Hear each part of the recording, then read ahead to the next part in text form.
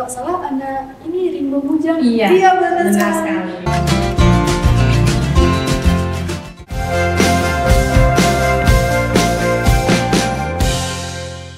Jadi kan udah faktor nih yang mempengaruhi. Sekarang nih, bagaimana krisis identitas dapat mempengaruhi perkembangan dan kesejahteraan individu Gen Z? Nah, tadi kalau kita tidak menemukan jati dirinya, bagaimana kita akan berkembang untuk maju? Mungkin enggak. Kita aja nggak tahu siapa kita. Ibarat kalau ibu kasih contoh nih, kamu mau keluar rumah, ya kan, keluar rumah, ambil kunci motor, mau pergi di motor, tapi nggak jelas mau kemana. Ujung-ujungnya muter nggak jelas, nggak sampai ke tujuan, keliling-keliling tidak jelas arah dan tujuan. Divisinya itu nggak jelas, yang jelas perkembangan secara sosialnya masalah, emosionalnya masalah, apalagi kesejahteraannya. Yang tadi kayak temannya, misal tadi kan, oh kamu udah ada yang kerja di rumah, yang kita kok gini-gini aja, itulah yang terjadi. Seharusnya kita jadi individu, apalagi nih yang anak Gen Z ini yang sebenarnya dia tuh sebenarnya berpotensi untuk mikir masa depan itu sebenarnya lebih bagus dibanding generasi-generasi di atas, kayak generasi ibu. Bukan maksud ke generasi milenial. Nah, justru kemajuan untuk mikir masa depan ya anak-anak Gen Z ini. Nah, tapi itu tadi standarnya. Karena mempunyai standar terlalu tinggi karena yang dilihatnya adalah di medsos dibanding yang Berarti memang harus kita evaluasi kembali secara pribadi ya, bahwasannya ada hal yang memang bisa kita ambil di dampak positifnya dan negatifnya kita buang. Iya, seperti itu ya. betul sekali. Oke, mengangkat di pembahasan pada ini, saya mengangkat itu tentang fenomena bullying yang bullying, ya. benar sekali. Yang dimana gitu kan, ada sekitaran di tahun ini itu kalau nggak salah anak ini Rimbo Bujang. Iya, benar sekali. sekali. Aduh, kalau melihat fenomena tersebut saya merasa kasihan sekali ya, Bu. Karena merasa bahwa oh adik saya seperti ini kan, apa kenapa saya? Jadi yang ingin saya tanyakan kepada ibu gitu kan, kenapa malah terjadi bullying ini pada Gen Z? Oke. Nah, bullying, kalau ibu bilang itu fenomena gunung es, makin banyak sekali dan orang kadang menganggap itu biasa. Karena kata bullying itu bersembunyi di balik kata candaan, guyonan, ya kan? Nggak cuma bercanda. Padahal karena gini, kalau kita melihat bullying ini kita nggak bisa melihat dari sisi pelaku, tapi si korban yang dapat perilaku bullying itu. Ya, karena tadi kenapa makin banyak? Karena itu tadi kita sukanya bercanda.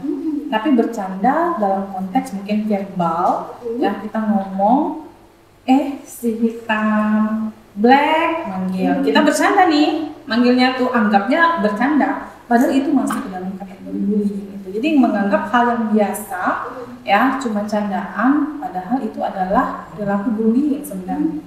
Karena tadi ketidaktahuan dari masyarakat kita, sama kayak tadi kisah yang di pondok pesantren, yang bullying ya, dan itu bukan terjadi sekali dua kali, biasanya berulang-ulang. Dan si pelaku tadi karena tadi menganggap itu hal biasa, dia melakukan secara terus-menerus karena tidak ada yang mencegahnya, dan si korban nggak cerita ke siapa-siapa, ya kan, sehingga yang terjadi si pelaku melakukan terus, menganggapnya biasa, nggak ada masalah, kan cuma bercanda, padahal tidak bisa. Kalau seperti itu mungkin saya ke depannya lebih menjaga ucapan saya kembali gitu ya. Bahwasanya apa yang kita ucapkan itu mungkin bisa menyakiti hati orang lain seperti itu. Wah, sangat hebat sekali deh dosen dekan Fakultas Ilmu Kesehatan dulu. Cuma yang tahu kayak umur dan teman-teman tuh benar sekali. Ibu membahas tentang banyak fenomena yang kita omongin tadi, habis itu yang penjelasan ibu paparkan tadi. Konsekuensi jangka panjang ini apa untuk kita? Tentang bullying itu dampaknya jangka panjang. Karena apa? Kalau tadi ibu bilang dilihat dari korban, ya kan? Korban bullying suatu saat nanti bisa saja menjadi korban. Kenapa? Karena orang yang mendapatkan perilaku bullying, si korban tadi punya perasaan dendam, tapi tidak bisa untuk melampiaskannya langsung, sehingga dia makin lama dipendam, dapat lagi nih perilaku bullying dari orang itu ataupun orang lain, makin dipendam, memuncaklah suatu saat dia ingin membalaskan untuk melakukan perilaku yang sama tadi, membuli lagi orang yang lain. dan itu tidak pernah putus. Jadi mata rantainya tidak akan terputus. Makanya dibilang tadi pertanyaannya tadi yang panjang dampaknya, harus diselesaikan segera karena memang secara mental ini sangat berbahaya, efeknya jangka panjang. Itu saya berarti kita Caca ataupun kakak mulai saat ini terutama apa yang sudah ibu dari papa tadi, kita harus menjaga ucapan kita, bagaimana orang yang akan tersinggung tuh ya. Bukan ucapan juga, kadang itu mata juga harus dijaga. Mata, kadang kita melihat seseorang yang kita punya persepsi sendiri pada betul, sehingga berkatalah tadi yang tidak sesuai gitu. Jadi seperti itu Caca. Seperti itu Caca. Kebetulan ini Caca suka bully orang bu. Betul sih. Nah, kebalik. Bully itu banyak loh. Oh bully itu banyak sekali jenisnya.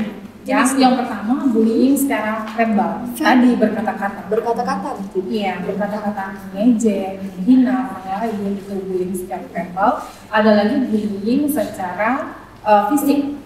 Mukul, menjambak rambut, mencekik, kebanyakan kayak gitu tuh yang ya kan tadi merasa hebat si pelaku dengan ada orang yang diam, yang kayaknya memang introvert tadi diejek dengan cara kekerasan. Terus ada juga bullying yang ketiga itu yang jenisnya itu pengucilan, ya dikucilkan, jadi seorang teman itu tidak ada orang yang dikorban tadi tidak punya teman, merasa sendiri karena nggak mau ditemani, udah kamu si kutu buku, misalnya kamu sana, kamu si ini gitu, itu nggak boleh, itu bullying dan sangat bahaya.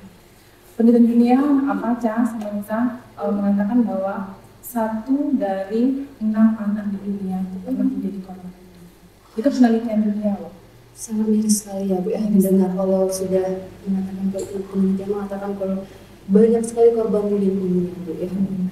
Cuman terkadang kalau di lingkungan saya pribadi gitu Bu, saya juga berpikir ada juga teman saya yang seperti itu tingkahnya, tapi yang korban ini tanggapannya biasa-biasa aja gitu. Oke, jadi kayak nggak apa-apa gitu ya. Benar gitu. Nah, itu persepsi siapa? Persepsi kita sebagai si pelaku kelihatannya, padahal kita nggak tahu di dalam.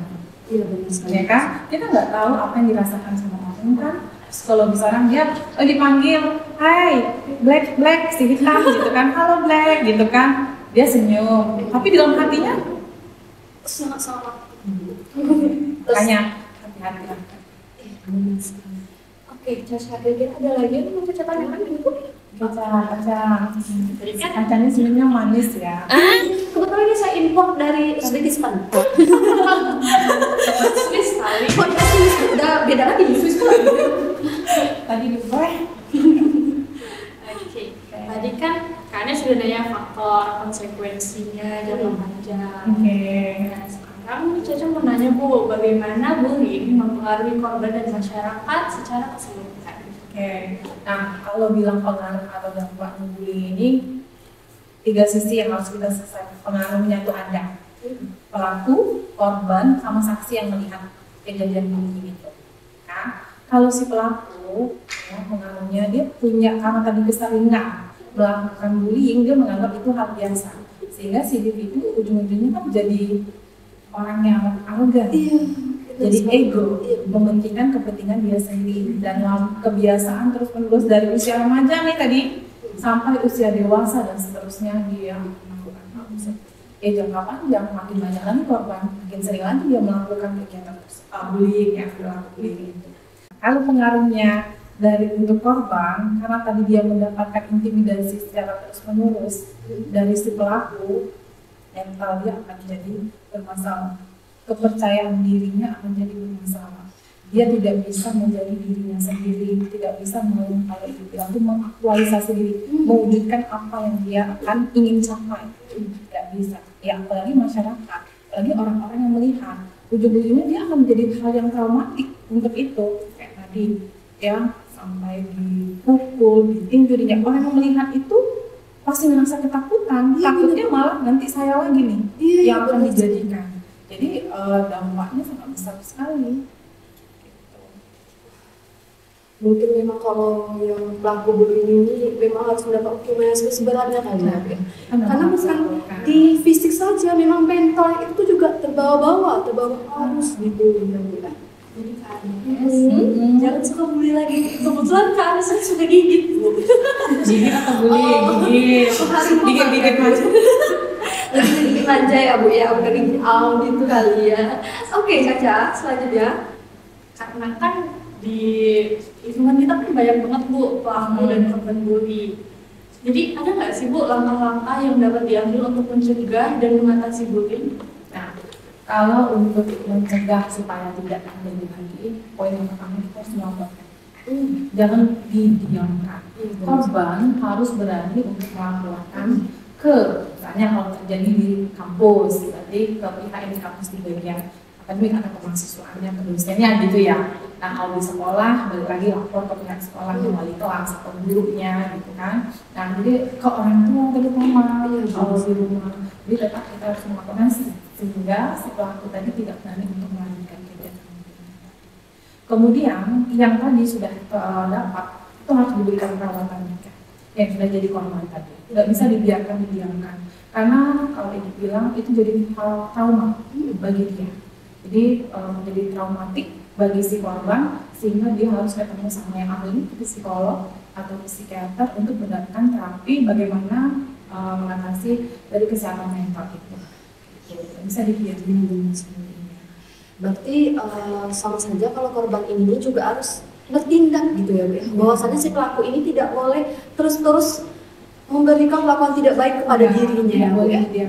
Nah, terkadang Ibu saya mendapatkan fenomena gitu ya, Bu ya. Bahwasanya ada maksudnya itu sama orang tua kita tuh tidak berani terbuka, bahwasanya kita itu dibully loh, Ma. Saya dibully loh, Papa gitu, tapi tidak mau diomongin sama orang tua. Nah, itu bagaimana caranya? Nah, cara mengatasi. kalau hal yang poin itu adalah biasanya terkait dengan pola asuh orang tua tadi yang terlalu keras ke anak, sehingga anak tidak mau untuk menceritakan apapun permasalahan.